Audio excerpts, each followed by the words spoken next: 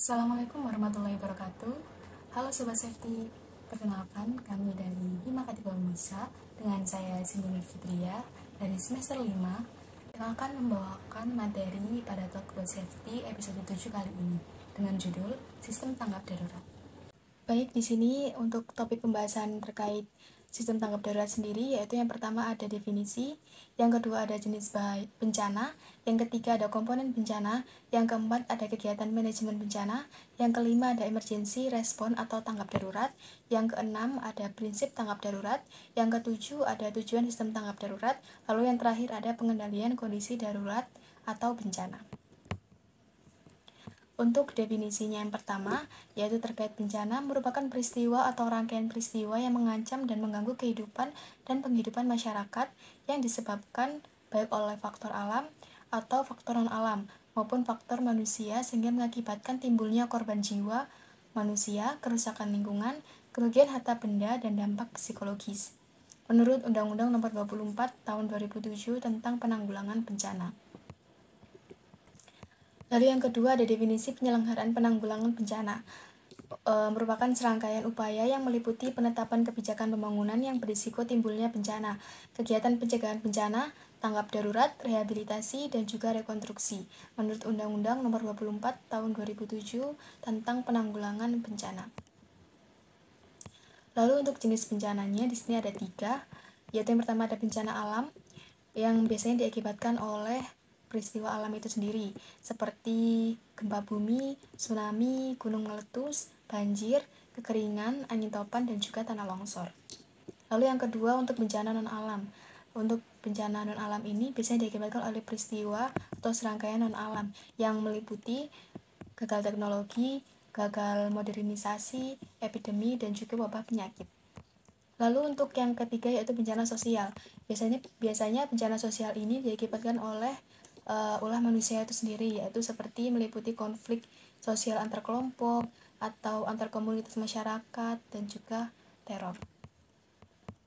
Lalu untuk komponen bencana, yang pertama ada ancaman atau hazard, merupakan suatu kondisi secara alamiah maupun karena ulah manusia yang berpotensi menimbulkan kerusakan atau kerugian dan kehilangan jiwa manusia. Lalu yang kedua ada risiko atau risk, merupakan besarnya kerugian atau kemungkinan terjadi korban manusia, kerusakan, dan kerugian ekonomi yang disebabkan oleh bahaya tertentu di suatu daerah pada suatu waktu tertentu. Untuk risiko ini biasanya dihitung secara matematis, merupakan probabilitas dari dampak atau konsekuensi suatu bahaya tersebut. Lalu untuk kerentanan atau vulnerability, merupakan sekumpulan kondisi atau suatu akibat keadaan baik faktor fisik, sosial, ekonomi, dan juga lingkungan yang berpengaruh buruk terhadap upaya-upaya pencegahan dan penanggulangan bencana.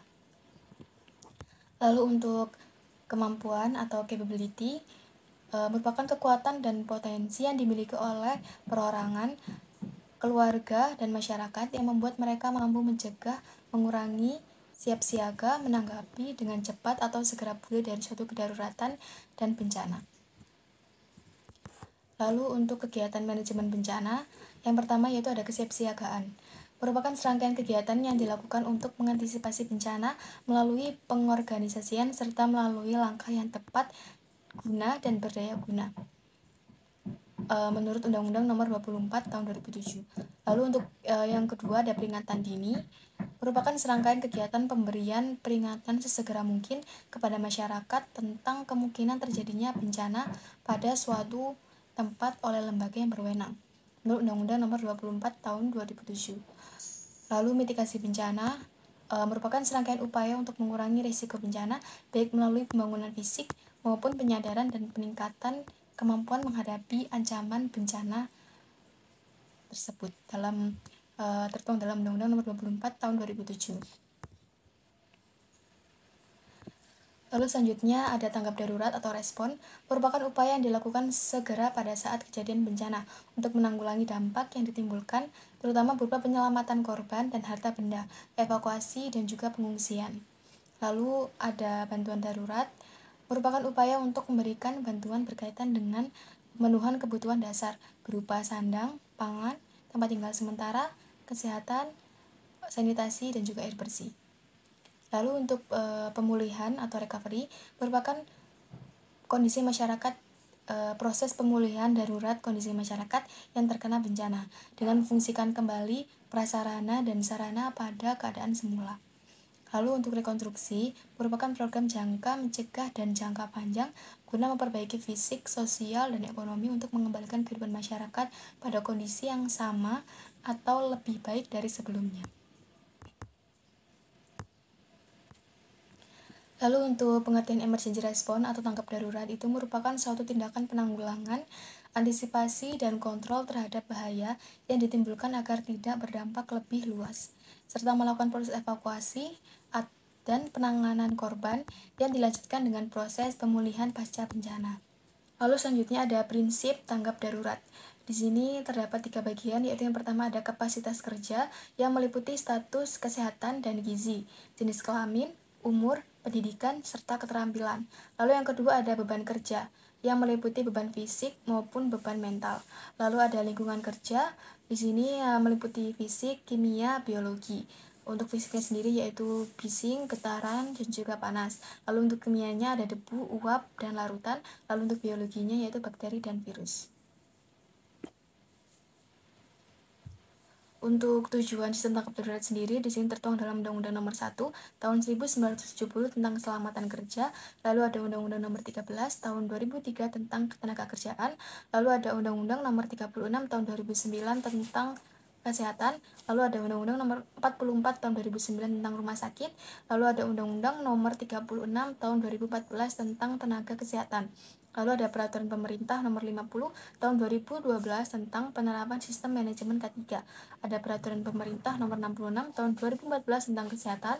Lalu ada juga Peraturan Menteri Kesehatan Republik Indonesia Nomor 66 Tahun 2016 tentang keselamatan dan kesehatan kerja rumah sakit. Lalu untuk pengendalian kondisi darurat atau bencana, di sini yang pertama meliputi penyusunan pedoman tanggap darurat atau bencana, lalu yang kedua membentuk tim tanggap darurat atau bencana, yang ketiga menyusun SOP atau SPO tanggap darurat bencana, yaitu meliputi ada kedaruratan keamanan, kedaruratan keselamatan, tumpahan bahan dan limbah B3, kegagalan peralatan medik dan non-medik, lalu ada kelistrikan, ketersediaan air, sistem tata udara, dan juga menghadapi bencana internal maupun eksternal. Lalu untuk yang keempat ini menyediakan alat atau sarana dan prosedur keadaan darurat berdasarkan hasil identifikasi. Lalu yang kelima, menilai kesesuaian penempatan dan kemudahan untuk mendapatkan alat keadaan darurat oleh petugas yang berkompeten dan berwenang. Lalu yang terakhir ada memasang rambu mengenai keselamatan dan tanda pintu darurat sesuai dengan standar dan pedoman teknis. Baik, sekian Talk About Safety terkait tema sistem tanggap darurat pada episode 7 kali ini. Sekian dari saya, mohon maaf jika ada kekeliruan dalam menyampaikan. Sampai bertemu pada episode Talk About Safety selanjutnya. Wassalamualaikum warahmatullahi wabarakatuh.